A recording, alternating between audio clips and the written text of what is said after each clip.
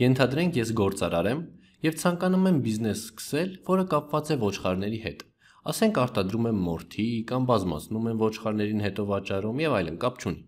Առաջին տարվա համար ձեռք եմ բերում ոչխարներ, որոնց համար վճարում եմ $1000։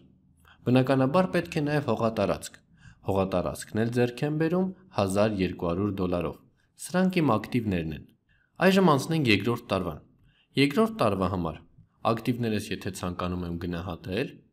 կարող եմ գնահատել սկզբնական արժեքով։ Ես նայում եմ իմ ոչխարների քանակը նույնն է, ինչքան ունեմ ոչխար, եւ տեսնում եմ, որ սկզբնական արժեքով բնականաբար արժեն $1000։ Հողատարածքս էլ է նույնը, ոչ ավելացել է, ոչ պակասացել է, այդ դեպքում նորից մնում է նրա գինը $1200։ Այս եղանակը, որով հաշվեցի, կոչվում է սկզբնական արժեք։ Ահա այսքանը մեր սկզբնական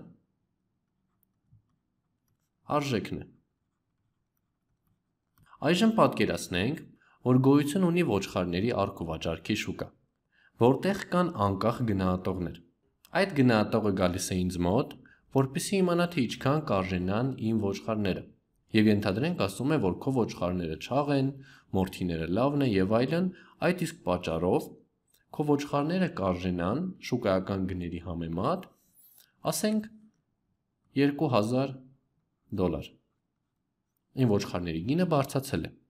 Նույնը կատարում է հողակտորի հետ, ասում է, որ քո հողակտորը բերիացել է, հողի նկատմամբ պահանջարկը ավելացել է, դրա համար հողը թանկացել է եւ այլն, եւ ասում է, որ քո հողը կարժենանա այս դեպքում նորից $2000։ Գինը բարձրացել է։ Այս մարդը եկավ եւ վերագնահատեց իմ ունեցվածքը, վերագնահատեց իմ ակտիվները, եւ այս եղանակն էլ կոչվում է վերագնահատման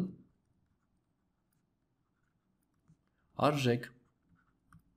Սկզբնական արժեքը հաշվելու պարզ եղանակն է։ Նայում ես այդքանով գնել ես եւ համարում ես, որ քո արժեքը հենց այդքան էլ լինելու է։ Դրա համար էլ կոչվում է սկզբնական արժեք։ Իսկ վերագնահատման արժեքի դեպքում նորից գնահատեցինք, թե շուկայական գների հետ համեմատ շուկայական գներով ինչպիսին կլինի մեր ոչխարների գինը այդ պահին։